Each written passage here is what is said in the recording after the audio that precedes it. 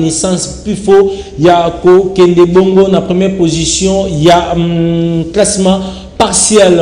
Pelissus n'angamo mususu dangle montuma pembe bandoki akala bazongi wapi miswetela ki bana dora mukula lobi ba polaki face à l'équipe ya manye mainyono. Voilà meni ya émission na biso mukula lelo mais toko retardé te to kende mbala moko na ba image pour na koloba bino ke ministre sport pe loisir Amos Mbayo Kitenge ayambaki bongo commissaire en charge ya sport loisir culture art relations intercommunautaires ya Okatanga lela KTB wapi entretien na bango tournaki penza na Italie implication ya ministre ya Masano ya Mboka oyo totangi bongo Amos Mbayo Kitenge ayeba bongo conseil impliqué makasi na Italie ba réhabilitation il y a une infrastructure sportive dans la ville de Lubumbashi, mais aussi dans la province Nyoso ya Okatanga na Bobimi. Na ye émissaire ya Jacques Kiabula bongo gouverneur ya Okatanga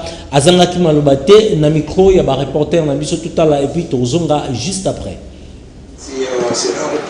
Excellence. Envoyé par le gouverneur du Haut-Katanga, Leila Katebe, est descendue à Kinshasa. Elle a été reçue par le numéro 1 du ville du Haut-Katanga. J'ai été envoyée par son Excellence Monsieur le gouverneur du Haut-Katanga, Monsieur Jacques Kiabula Katoué.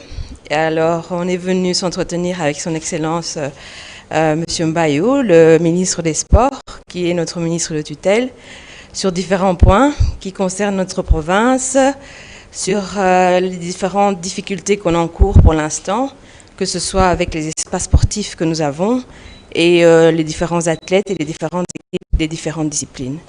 En gros, c'était ça. Ça s'est très bien passé et on espère avoir des nouvelles bientôt pour notre province. Cette province, qui émerge dans d'autres domaines, rencontre aujourd'hui des difficultés au niveau sportif. D'abord, ce sont les espaces sportifs que nous avons, qui sont gérés par le gouvernement national ici, des sports, et notamment le stade Kibasa.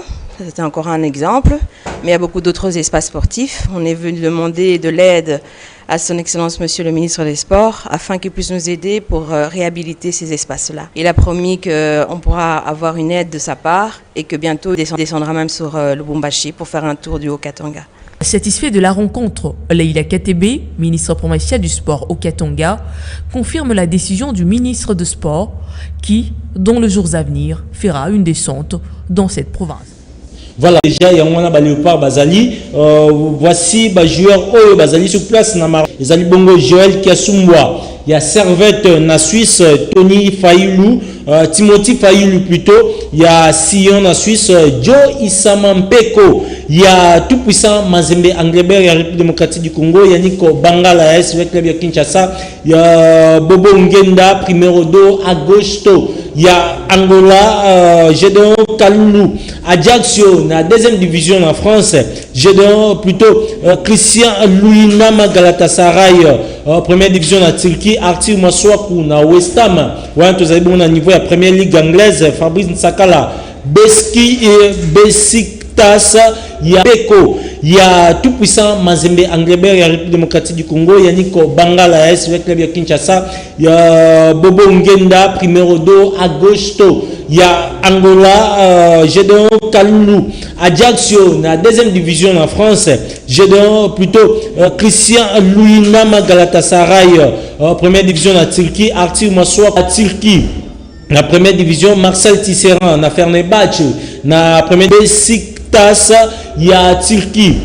La première division, Marcel Tisserand, na Fenerbahçe, na première division en Turquie. Niskens Kebano, na niveau ya Fulham, na première ligue anglaise, na niveau Angleterre.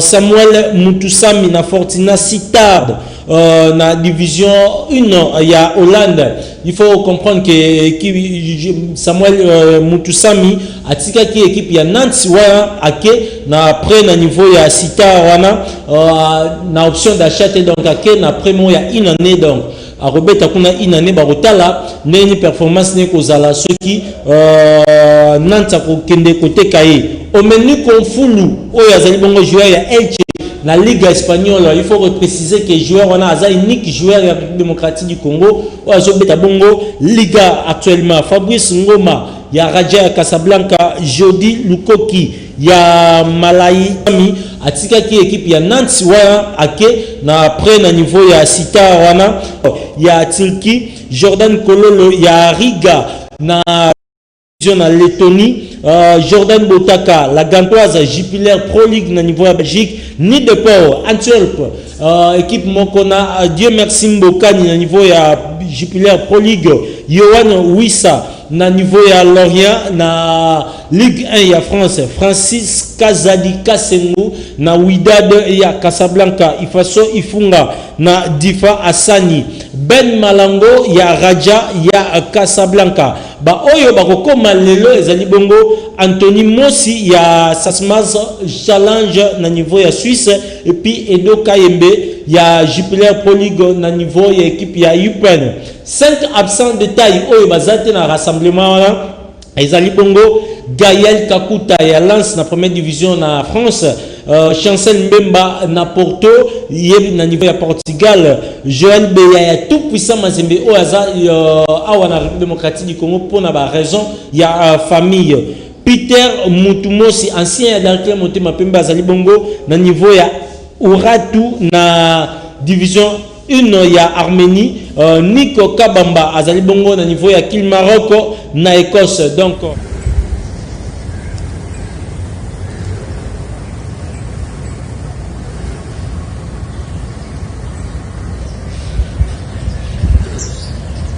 entraînement qui toko déjà Mokola Lobby mercredi 7 octobre 2020 va s'entraîner qui séance d'entraînement les cas qui n'engagent tout découvrir bisous nabino ensemble et puis toko zonga juste après.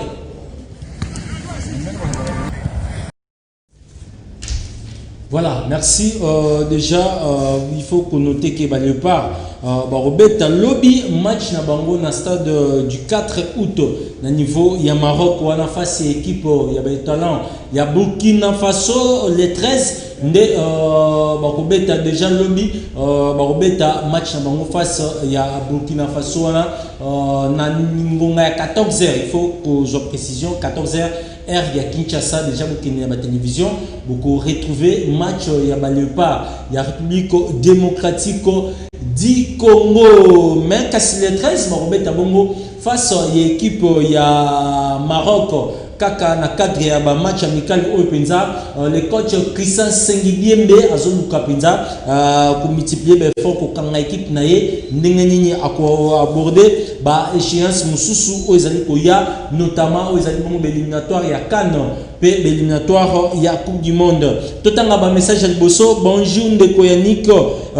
biso bana ya Dora tuzo senga boyambela biso Jimmy aleka na lombango na plateau na bino bino moko bolobaka ke Jimmy soki daringa poli ayaka te nga bengaki lelo na ntongo Jimmy ayebisaki ngai ke bazokende bazoko inaugurer bureau ya Daring Club Motema Pembe, donc indisponibilité aza indisponible pour Agnata Makolonel na canal King Télévision mokola lelo. Mais je crois que ce Daring Club Motema Pembe a gagné qui lobby peut-être Jimmy Kavasa la linga kazala awa. Bonjour canal King, excusez ndeko bon.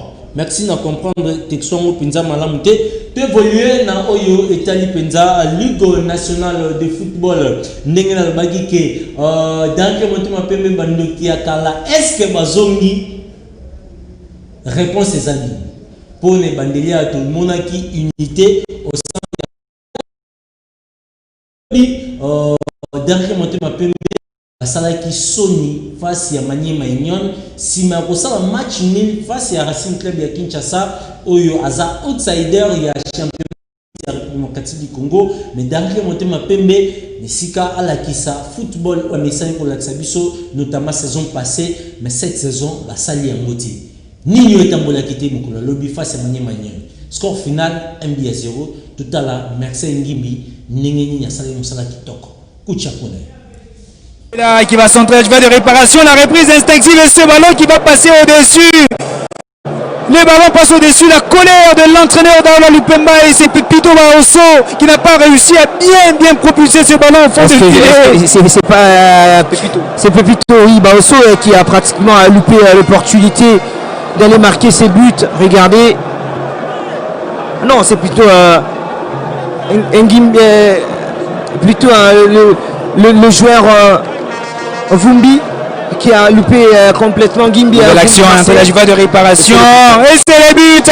Et voici l'ouverture du score. Le DSMP s'est laissé entraîner dans une distraction, manque de concentration et c'est cruel. Et voici le but de l'Es Magnon. Et oui, c'est arrivé Pepito Baosso finalement qui s'illustre sur cette action. Erreur de concentration et de positionnement dans la défense du Daring Club Motema Pembe. Ça paye cash. Passe à une attaque qui ne badine pas, qui a beaucoup pêché lors de sa première sortie et on a rectifié. L'ancien joueur de l'ACD, Bumba de Chikapa, très bien trouvé sur cette passe et c'est lui qui vient de battre le portier Barrel Mouko. C'est trop facile. 1-0, le Daring Club à Motema Pembe est en train de courir derrière les scores dans cette confrontation. Et Magnon qui est bien parti pour s'imposer et arracher les 3 précieux points pour la deuxième sortie de l'équipe de Kindu dans cette 20e édition de la Ligue Foot. Il faut maintenant la force des attaquants de pouvoir répliquer rapidement. Comme c'est Fileka avec JSK qui n'a pas attendu beaucoup de temps pour riposter. Alors coup de sueur pour le Daring Club Motema Pembe qui commence très mal cette affiche. Voilà, merci beaucoup. Jimmy Kavasala Azobenga Bisso en direct. Tozo Yambaye. Allô, Jimmy. Allô. Allô. Voilà, je crois que liaison et je salue ma penza malamouté. De continuer pour nous regarder que si ma match on a réaction, il y a les 2 entraîneurs puis ils allaient qui au rendez-vous puis bah c'est que bon ma qualité par rapport il y a match n'engagné betamaki tout le monde. Oui, après un match comme ça, les impressions ne peuvent qu'être très bonnes parce que c'est pas donné chaque jour de venir battre Daring Club Motema Pembe à Kinshasa. C'est vrai, comme je l'ai dit pendant la conférence de presse d'avant-match, que ça allait peut-être se jouer sur les détails. Notre secret aujourd'hui, c'était de commencer un peu plus fort parce que c'est au début du match, un moment assez psychologique qu'on a pu profiter et on s'est créé beaucoup de buts. Moi, je pense que si on était beaucoup plus réaliste, on pouvait aller au-delà. Mais bon, l'essentiel est fait. On a marqué un but pour ne pas en prendre un autre. Donc voilà quoi, je suis content et j'oublie vite. Oui, c'est normal, quand on rate, l'adversaire devient confiant. Et il continue à faire les jeux. Mais aujourd'hui, ce qui a été difficile pour DSMP, c'était peut-être le fait de passer par le milieu de terrain. Il sautait chaque fois les lignes. Et pour essayer une déviation de Dark ou de Sidibé. Donc on a vite compris cette histoire. Et puis on a fait entrer un autre joueur comme 3e axial. Et on a vite solutionné la question. Mais après, bon, avoir peur, j'ai dit oui. Parce que quand on mène 1-0, vite, si on prend un but, tout change. Mais heureusement, on ne l'a pas pris. Je regrette beaucoup parce qu'il y avait de la place pour mettre 2 ou 3 buts. Oui, vous savez, la peur de rater, ça amène effectivement les ratés. Et puis la jeunesse aussi, ils ont été beaucoup plus pressés au lieu d'être rapides. Donc là où il fallait faire vite, il y a eu quelques secondes de retard. Et là où il fallait retarder un peu, ils le faisaient précipitamment. Il y avait des occasions où on pouvait faire des dédoublements aussi faciles et aller prendre Mouko Barrel à défaut. Bon, je le répète, c'est ça le football. Donc, on peut jouer un match comme ça et sortir avec un but. L'essentiel, c'est que quand vous marquez, ne pas en prendre. Oui, moi je pense qu'il est aisé de jouer contre une équipe qu'on connaît que de jouer contre un inconnu. Parce que les surprises viennent comme ça. Donc, nous, notre problème, c'est de continuer à rester concentrés, de prendre tous nos adversaires au même pied d'égalité et jouer notre match. Nous avons nos points forts, nous avons aussi nos faiblesses, on l'a vu aujourd'hui. Donc on va essayer l'entre-match, c'est-à-dire les 2 jours qui nous restent, pour essayer de... Je sais que ce n'est pas suffisant, mais je pense que nous pouvons faire quand même quelque chose. Voilà, félicitations à coach Daouda Lupembe, déjà à Zosamosa Kitoko, dans l'équipe Yamani Maignon, tout le monde na Kinshasa a arraché déjà 4 points sur 6. Donc félicitations à Nina FC. Il y a les messes à faire, mais aussi battre les Daring Club Motema Pembe au Nini à la ville province de Kinshasa. Zaïlo Ramokete, félicitations à tout le monde qui Moussala et Zali Salima Kitoko. Raconte-nous sur ces bongo FC Renaissance du Congo oyo a croisé qui bongo équipe ya jeunesse sportive ya Kinshasa. Score final ezaki bongo 3-2 bana ya Fibope balobi 3 yango ba pesi ba orange ba yoko ratangote après occasion ko raté face ya équipe au babetaki na bango match ya liboso ezaki bongo Maniema Union wapi basaki 2 buts partout total match ya FC Renaissance du Congo bongo tokozonga juste après. Les deux équipes étaient affrontées à l'Epefkine. Le central pas de réparation, peut-être il y a but. Et oui. Et voici l'ouverture du score. Un but matinal. Et c'est tout ce qu'on attendait dans ce match. Le FC Renaissance commence de la plus belle de manière ce match. Et oui, ça fait donc un but pour le FC Renaissance du Congo qui n'a... Kabanga donne des consignes fermes. Le coup franc qui est parti avec un Telatichi qui va trouver le chemin de filet. Égalisation. Telatichi, l'ancien de V-Club. Kanswai qui va peut-être lancer ce ballon à l'entrée de la jugada de réparation. Monsieur l'arbitre qui siffle le penalty. Et c'est bien un penalty indiscutable. Et c'est parti sur cette action et c'est fait. Et voici le deuxième but des hommes de Camille Bolambo. Et oui, ancien de JSK Kikwama sur le Meliguezo. Ancien de JSK. Partir devant des mauvaises passes qui se multiplient. Là, on ne parle plus de manque de concentration, c'est visiblement manque d'efficacité. Manque d'efficacité, hein, et c'est aussi une agitation totale. Ballon d'un de réparation, peut-être la reprise instinctive. Et voici le troisième but. Il a attendu ce ballon au bon moment. De la FC Renaissance de Kinshasa. Plus qu'une seule minute à jouer dans les temps additionnels. Une seule minute. Et c'est peut-être le moment que va choisir. Il y a penalty. Il a été touché sur ce ballon. Il est petit mais puissant. Et ça y est. Voici le deuxième but et le doublé d'Ntela Kalematichik dans ce match. Voilà. Voilà, bana Fibo sur 7. Tozo Makokoba, directeur de la communication du Congo. Oyo Azoya déjà Kolobela. Fibo, on a un plaisir de recevoir na plateau Oyo Negochibert ça déjà entré. Voilà, et c'est nos alliés à retrouver sur plateau. Ah, vraiment, comme tous les jours, nous avons et nous avons une invitation.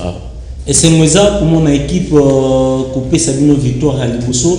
Après, Batukoluba et Belé, il y a Nino Libéra qui Renaissance à zone pour garder quand même aura pour garder Congo et FC Renaissance. Au moins, dans le barrel, le championnat, il y championnat tellement il n'y a pas si que tout le monde en a début, Babi et Zoko tu as 5 journées sans toi tu as vu à championnat. En réalité, dans le bateau, va comprendre. Alors, il est temps ceux qui aux occasion de marquer au Zobapo et Rango parce que Zobandango déjà boyé, ça fait du bien, mais bon en fait. Et ça aussi facilité parce que Ebele a joueur au coach Camille Bolomba Nozela na comité ba premier administratif et raté photo le bar vérité ba équipe na ba sponsorté ba président ba ba difficulté Ebele makasi oya biso boye bikutu na bisika outi na ba confinement na auto les cas oyo mais na bolingo de to lobaka okoza na mbongo za volonté te so zapi ozangi pe mbongo na volonté na bolingo iseba le président a pona sala oyo to so mona ndamu na alors na ibandeli ya match dès que pendant que saison na biso na journal liboso donc une équipe mouké alors deuxième journée to baxi 4 ou 5 joueurs comme ça d'autant plus par règlement peut changer au ebi bah changement est commis 5 va supporter dans côté staté mais bazo remarqué na télévision déjà donc fallait que baxa sous ba joueur et puis troisième quatrième journée to zana elika que to baxa sous ba joueur parce que maintenant bomoni ba numéro 10 na bisoté moi je mettais il y a aussi dans le combo pour ceux qui n'ont ceux qui jouent dans le c'est d'une manière professionnelle je dis Koyiba terme on a le bara ils ont propre pays bakinois oh et puis que joueur dans l'équipe boé Yannick Navier Jean-Jacques Nabiso beaucoup na mutuka pour la 10 joueurs on a s'occuper na commune nini beaucoup na mutuka na boké na restaurant c'est ils ont propreté ils ont maturité en fait mais on a le joueur on a ba makamde administratif et silina noté autant en commune télévision parce que ceux qui facilité et qui simité au moins ba déco mi aventurier soit ba joueur oh ba makamde bon na facilité moi autant bon commune télévision zaté mais bazawana des numéro 10 numéro 3, Moussous Bazawana, et puis un autre gardien de but parce que beaucoup remarqué ensemble Nabiso et que tous en a moins défense côté en poto. Au moins 2 matchs, tu as encaissé 4 buts. Et ça, Penza et le côté, je le dis, supporter tout sur le bango. Le long, il y a la journée et que défense n'a plus bien. Mais ce qui est en haut, Milépé, Boité, Mouké et qui sera kilo na axe après gardien en Kesaka. Soit médiateur, on se dans le terrain. Et puis ligne d'attaque, Mouké, mais oiseau rare, Bazang a raté. En essence, c'est une équipe au 6 ans où Sali a raté le recrutement et Penza difficilement. Donc, on a réussi le recrutement à 70%. Malgré vos autres garder au satire, vos autres Pour garder au satire, j'ai toujours expliqué aux gens. Oui, les Congolais, Bisso, tous allés, tout le monde c'est ça la moninga passe. Mais aussi, tout le monde que à venir à Moutongo. Moi, je me dis, je vais me dire, Bisso. Azaki est déjà moins bon. On a fait Keina Finga. On a diminué. Azaki moins bon déjà. D'après ça, soit on a yabeta. Alouli, place mon bande kobaki. Mais, banda pe qui prend les obeta. Na moni été place bâtie na bon. Na moni pété performance ni baluli kuna. Alors, on a mis tu à Telengani. Or, il aurait dû trouver son temps. A trouvé ton aïe que Azo RDG Makasi, lobby à Kobi m'appelle Ibanda Mboganeti. Défenseur n'a plus soit sali test, n'a pas test na poto wana. Et que bah tu me sous boire alors monsieur Souba ça là bakenda pe babeta na Belgique ndeti ba Sissoko alors tout ça ils allaient rappeler fruit à travail donc beaucoup travail à Kaoli Rolandaka ba pire vient na bino wana ba benga bino na ba téléphone petit tout en a quoi Willery yaka awa l'équipe d'Abisso trop ça yo $3,000 $3,000 ils en bongo to sombara ba mituka to sombara ba biloko belé mais si là ils en bongo aux $3,000 vie mo mbadé pour dépenser aussi là donc soit je voulais aussi profiter pour apaiser les supporters Nabiso. Pour que les gens ils ont raté ce moto ici même on a beaucoup de pépinières et on met mutu quoi corvée mais yannick tika na meka féliciter les supporters Nabiso. Oui banda championnat et bandit tous betango na ba condition ndenge ba kondi ba sali yango et le chapeau à huis clos et que fallait respecter les mesures barrières et tout. Renaissance du Congo a bien côté jusque là même à niveau de la foot. En tout cas, on a apprécié le président Bosco Moembo Tebele, c'est mon papa que j'aime beaucoup. Et le président Fekofa aussi, également le président Constant Marie-Sélémanie. Donc Renaissance du Congo a bien côté, ainsi dans mon côté. Bissot de Fungoli championnat de la foot. Balbi va devoir côté na macaron. Ma pesi bino 40 macaron. Na ba joueur, na staff, na ba tuyon sur na carte hormis Bissot. Tous en a accréditation et la communication. Voilà, tous en a ba macaron et Bissot qu'on est dans la photo. Mais alors accès na stade déjà seulement Moutaza porteur il y a Macaroana.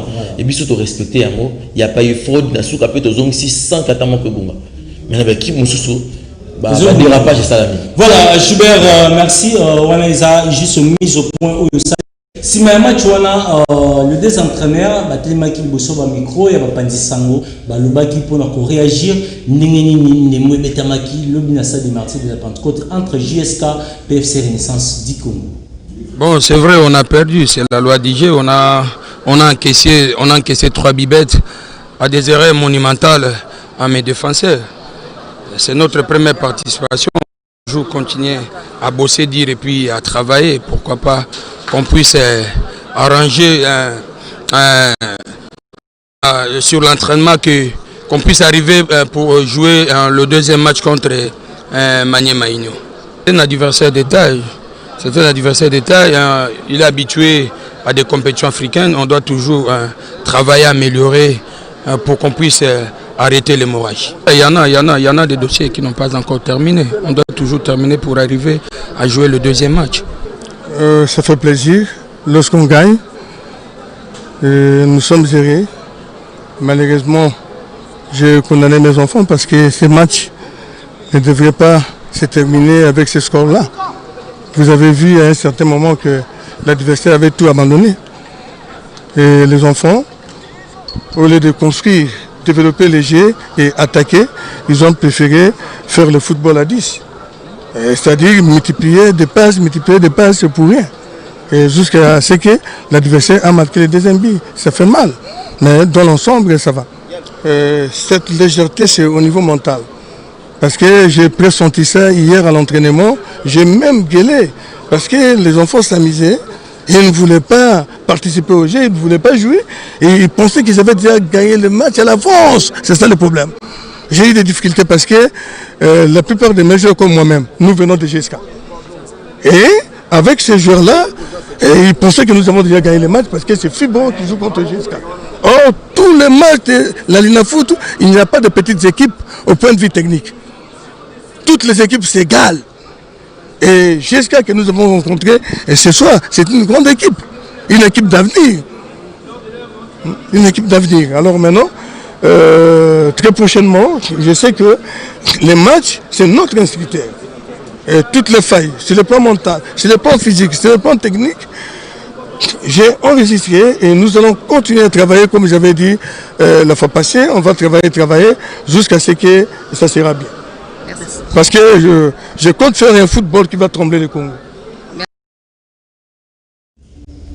Voilà, wana Bolandi Bongo, le coach Camille Tofongoli, ba téléphone pour nous kozwa ba vie na bino par rapport à ba rencontre on a niveau il y a Ligue nationale de football mais Schubert yambo était tout sur téléphone na monde déjà bande ko bazo benga na yamba na bango simango to kuba na yo allô.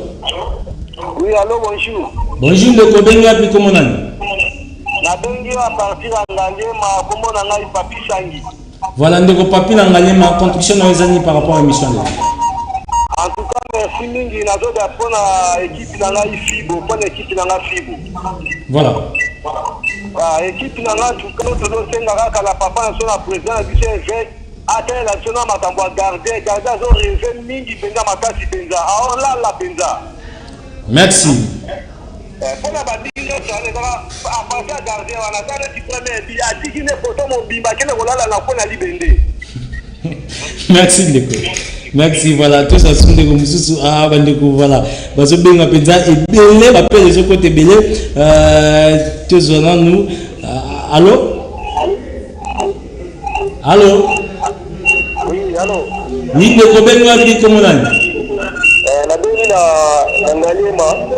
Voilà, Ngalema, Ndeko, pousse à musique à la télévision, comme ça, tu es bien. Ah, la béni na Ngalema. Voilà, contribution dans les années.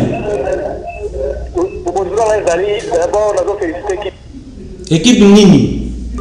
Voilà, Ndeko, Alaki, na 30 secondes à Bengibiso, à Kei, Togozoa, à Bandeko Moussousou, Sima, voilà, toujours sous Ndeko Moussousou. Allô? Oui, le gouvernement dit comment on a mis plus à musique à la télévision.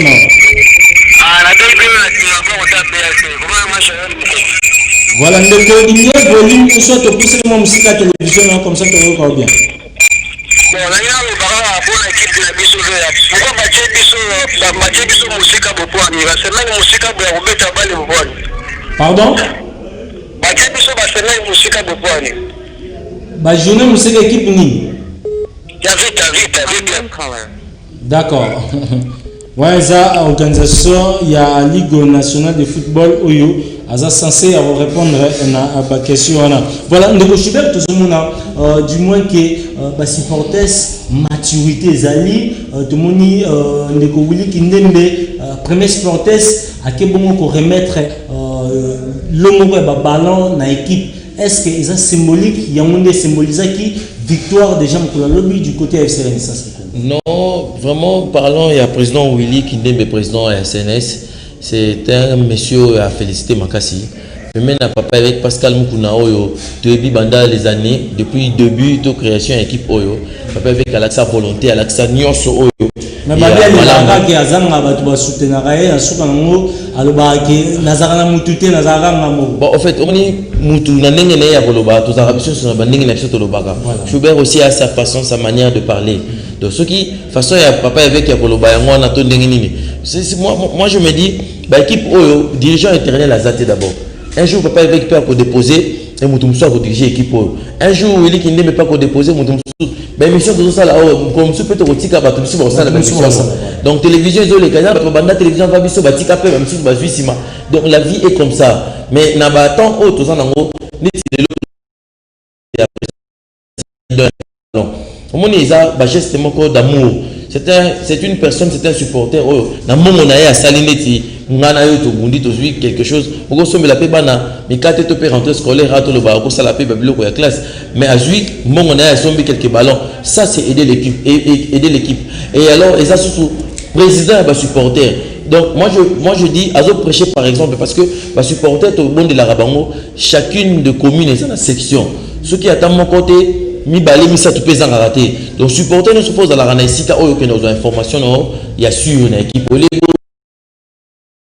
je besoin comment maintenant vous avez besoin d'information ma j'ai déjà vu quelque part dans les cas bandeko basimba na nzoto bazobunda baza équipe moko je demande c'est quoi nzoto bala bona ba fausse information papa quelle est la section partout aux alliés tout dans la section les alliés wapi ozoka ba information équipe bala que ça veut que supporter à contribuer puis surtout le bara mais na poto ba supporter ba tsaka mbongo mais je question ozoyi na mona tout lobby to mona ki ba match ndenge betamaki c'est vrai que Angouma ils étaient dans le stade pourquoi Covid des en Mboka ba pekisi ba match fait betama à huis clos mais tout monde comportement moko malsain il faut le bango du genre du côté il y a Darin Clémentement Pembe po si ma match tout le monde qui ndenge nini le coach Isaac Ngata Tikaki et si kana siège na pour na okende ko s'adresser à arbitre yo étant sportif likamono juge qui on est oebi ngana ko mawana. Moi d'ailleurs, je voulais lancer, même dans la émission dans 5 ans na foot, bakanisa, tout le monde va supporter na terrain. Attends, 30% ou 40%, c'est déjà dans 80 000 places. Si vous êtes à 30 000, ça fait du bien. Et puis ça manque à gagner pour la binomoko. Bah, concert, résobétama, bah, fête, bah, tiens, ok, les enfants de série collés, mais dans football, vous refusez, puis surtout, c'est pas caché net aux alambiso. Mais alors, même à Cambo, on a honte de qu'on a monnaie. Et ça va bloquer de déplorer. Au moment où na poto, bah, équipe, se met à résa égal. Et ça, na égalité, Moutounion, surtout, à Ebi, qui est aux équipes à football. Super équipe pesatée. Son entraîneur, tout supporter, parce qu'il n'y avait pas seulement l'entraîneur. Il y avait un supporter aussi à Kota Kuana. Son moni bateau se comporter bon. Ils ont bateau déjà, au préalable, il y a un championnat, il y a un bon qui est bakondi. Bon, on est surtout les lots, comme une influence, il faut le président Nabinoto Moutoumou, il a rappelé le chef de l'État. Ce qui Moutoumou, il a rappelé le Moukonzamboka, et comme il est ici, et puis Batounion, surtout, tout le temps, Moutoumou peut mettre Moukonzamboka, il y a des présidents, il y a des nani. Je ne sais pas, tout on a besoin de remonter. Influence, c'est ça, Moutoumou. Tel, Yannick pose dans la présidence, il a rappelé le chef de l'État, il y a des présidents Nabiso, il y a des nani Nabiso. Alors, ce qui est dans l'équipe est poli, normal, eux, ils ont un règlement. Parce que Dering, c'est une grande équipe, tu n'y as monté. Maintenant, quand il y a football, tu as 3 résultats. Résultat, il y a Dering a poli match, na Daouda. Alors, bon, parce qu'il y a un retour peut beaucoup gagner. Tout comme des journées à Pamba, est-ce que au cas de souffler là, ceux qui prennent un niveau, mais on a un comportement, et ça à cause de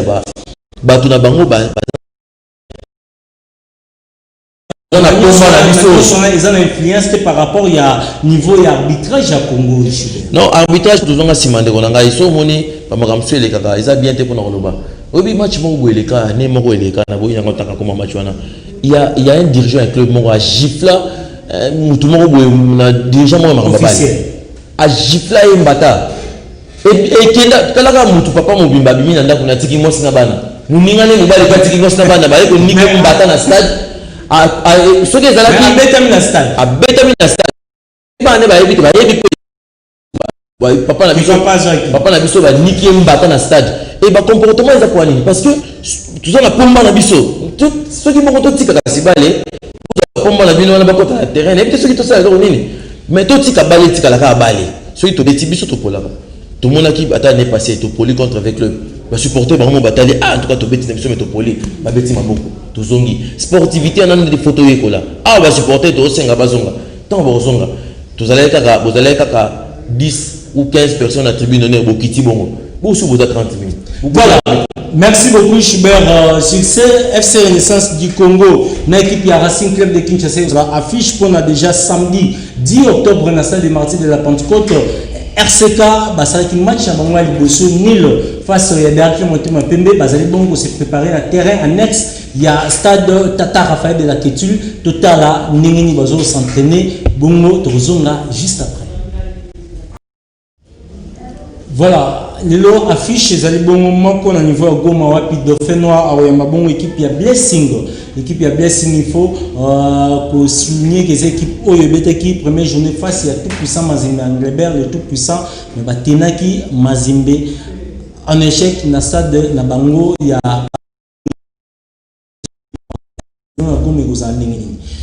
samedi 10 octobre du Congo aoyamba bongo équipe ya Racing Club de Kinshasa oyo bouti bon comme en image Schubert lelo to le bango ke Fibo nzungu na mopepa sikana Racing Club de Kinshasa bo pesa pe bana ba orange lengi que ceux qui bazongel ba stade bazonga koyemba pour ba victoire de Chizalaki ngana sepela na équipe na biso parce que même ba supporter na so ba ebi biso match no se dara derby to zara na équipe à mokete équipe à monenete donc déjà Renaissance to azobeta mutunyo so ya kaka na Renaissance azolinga loba na kopolate biso beta ka derby donc les équipe montée à Royal Bioté na ki na stade na ki pour la contre Renaissance za la kaka lilo équipe mukuna lilo équipe wana ya ba nani c'est comme ça parce que bon, mon équipe en Kobota, ce qui est vrai, c'est jeune équipe, 6 ans seulement.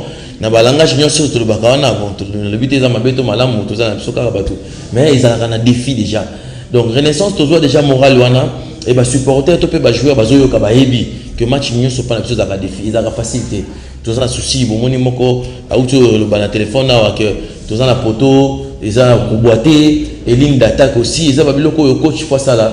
Makasi mingi penza pour na côté travail mais comité pas au bunda aussi ça va dossier monsieur ba joueur oyo bako qui sabiso est-ce que déjà na face à RCK ce samedi je pense bien que bako matsabiso ta 2 ou 3 joueurs encore voilà dans 30 secondes le banana na fibonyo soni non rendez-vous est samedi oya à Kotamai oya matarango mata oya la makasu l'air oya moni il y a côté na vungi ce qui n'a ni mais l'essentiel est de gagner opération 3 points c'est le plus important tout le banabiso à côté mais tous au bas point donc cher banafibo samedi tous au sous point ça nous fera vraiment du bien et en profiter à moi voilà tous au bas point merci naye Schubert pour notre passage na mission mukolelo to rappeler qu'azali bongo dire comme il y a FC Renaissance du Congo équipe ya banafibo déjà ba gagner qui mo okolo ya lobby face il y a JSK pour na hôtel matanga Texas botinde biso ba texto to zui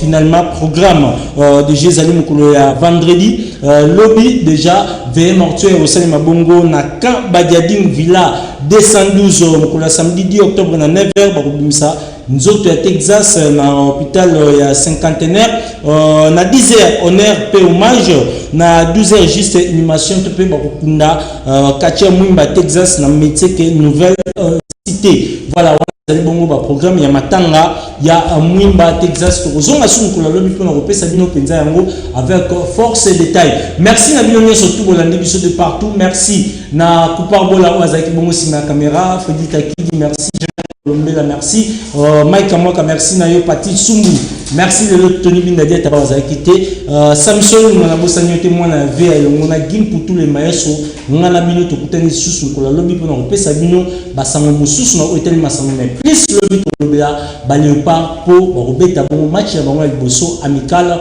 face ya Betalon ya Burkina Faso R ya Kinshasa za bongo 14h kimi ankolo na mabota na